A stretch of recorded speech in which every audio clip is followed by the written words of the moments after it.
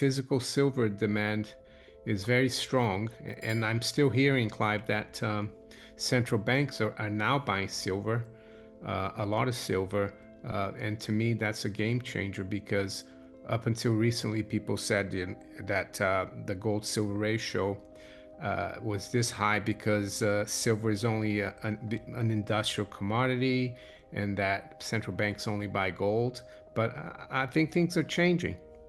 So, Mario, if silver gets to the sort of rather middle of the range area, let's say 50 to 1, what's the price of silver? 50 to 1, that would be about 80 if gold doesn't change, right? I mean, I think it will. I mean, obviously, the historical number was more like 20 to 1 or even Or 15 to 1. was, yeah, historical is like even 12. I think in Roman times it's 12 to 1. Yeah, 12 to, and then, since the Middle Ages, I think it was 15 to 16 to 1. And one chart I wanted to show, Clive, is the S&P versus the, sorry, silver versus the S&P ratio. And I've got it as far back as the early 1900s. And you can see that it's in a falling wedge formation. I know it's a 100-year falling wedge, but we can see how undervalued silver still is I mean, up until 1991. The gold silver, silver had never traded below this level here, 0.013 versus the S&P. And we're still below that level. I mean, there's a lot of potential. I calculated if we go back to the old high not on a closing basis, this is a closing basis chart, but if we go, I think the high on intraday is like 40 something, 45.45. It would mean silver going up almost 60 times in relationship to the S&P. And I think we're breaking out here, Clive. I know gold and silver have kind of been consolidated since mid-October, but they needed a break, some kind of pause. But it still looks really good. So I think we need to keep an eye on this chart. And it could, I think I have a feeling it's going to take a lot less time for it to spike than how much time it's taken overall, this falling wedge. So I think this is something important to keep an eye on. I'm just looking, I can't show you, but I'm looking for a chart of what the value of the silver market is versus the stock market. I know I had that on my screen a bit earlier today. I'll tell you when I find it.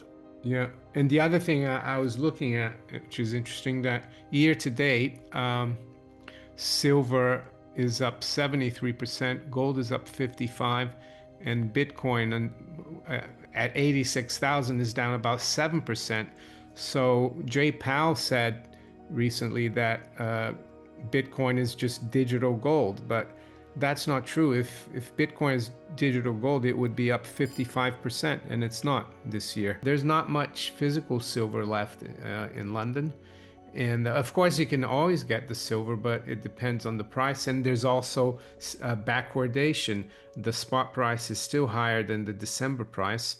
So, yeah, and I've been hearing from good sources that central banks are buying billions of dollars worth of physical silver, even directly from the mines, the miners, which tells me that they can't find it anywhere else, so they are going straight to the source. There's been quite a shortage of platinum in the marketplace this year. I think it's about 16%, which is one of the reasons why the platinum price has gone up by 60 odd percent this year. According to the estimates I've seen, that deficit should come more into balance next year.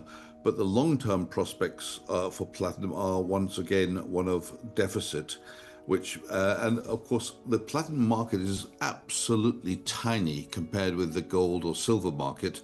And as Francis pointed out, platinum is more of a byproduct of other mining.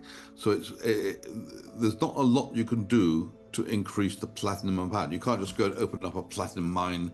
I mean, apart from that, it's impossible to find. But even if you did, it wouldn't be economic unless you're mining something else. And most of the platinum in the world comes from Russia and mostly from South Africa, but Russia and South Africa are the two key places.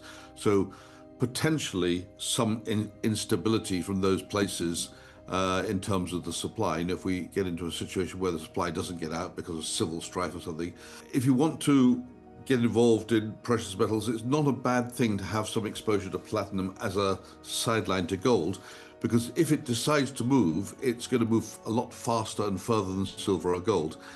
Having said that, I think it's had its run for the time being, so I'm kind of expecting a year or so of stability. But I do think long term the prospects are for the platinum price to exceed the gold price, just as was the case for, well, since the beginning of time and up until a decade or two ago. So yes, by all means hold platinum, but it's not kind of you know, gold is the ultimate safe asset. Platinum is more of a an asset you want to buy and change it to gold at some point when the price has gone up. Yeah, I agree. I mean, gold is a monetary metal. Platinum, not as much. But I agree with France's view as well, and your view that there's not that much out there. And geopolitically, even though I think on Friday it looked like there's going to be a deal between Ukraine and Russia, brokered by President Trump, it looks like the Europeans are trying to scupper that. So things are still uncertain. Uh, as for the $2,000 check that Trump is talking about, they want to bring that in the next few months. And I think this shows that the economy is not doing great, as Trump says. Because why would people need a stimulus check if the economy was doing so great?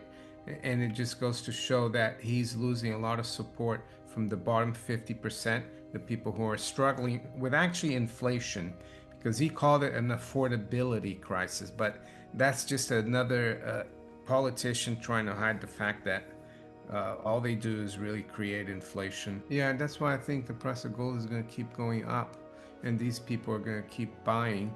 You know, they've been buying about 1,000 tons every year since 2022, and it's going to continue. Clive highlighted China with only 7.7, and Japan 7.8, Saudi Arabia 8, and I've been hearing that Saudi Arabia is buying gold again, and also Brazil they started buying as well again, and also Korea, they even announced that they're going to start buying again. They've only got 3.1%. I mean, they should have more, like 30%. And that would mean 10 times more. That would be just a thousand tons just for Korea. Well, So Mario, all these countries should have 100% if they got their brains in gear. yeah, 100%. I mean, I think the Fed used to have a 80% gold cover. So I mean, Yeah, not that was enough. this is from Dr. Simon Godek. He's a most cancelled scientist, libertarian, polyglot. So he's got this chart here, composition of the atmosphere. So we've got yellow is nitrogen, blue is oxygen, red is argon, and CO2. The total is 0.04. That's the green. The natural is 0.384, and the human produced CO2 is 0.016, which is this little white square. So it says the green. So this just goes to show how this climate change thing that it's just a scam. I mean, they just finished this 2 week, I think, COP 30 in Brazil. I mean, the amount of carbon they've emitted into the atmosphere, even though I don't believe it's a problem, but for them it would be, is humongous. And I mean, you can barely see it. It's almost like the market cap of silver in relationship to the whole market cap of financial assets. So I'll let Clive chime in on this one, and then Francis. Well, I'm no scientist, but a few years ago, I started measuring the temperature in my village. And the reason I started doing that was because it just seemed to me it was getting hotter and hotter. When I analyzed it, it was the literally the hottest in many, many decades. But I can tell you now, and since a couple of years, it's been absolutely freezing. So it's swinging both ways. I would say we're nowhere near peak temperatures anymore. So I don't know what's changed. Yeah, Uh, it, they it, used to call it global warming, Clive, but now oh yeah, yeah, I that's remember gone that out. So word. now they Yeah, call no, it climate change. yeah, we had something called ESG, didn't we? Like you went to a bank, they told you how wonderful they were for preserving the planet, and then Yeah, now none of them want to talk about it anymore because the no. ESG investments have all gone down.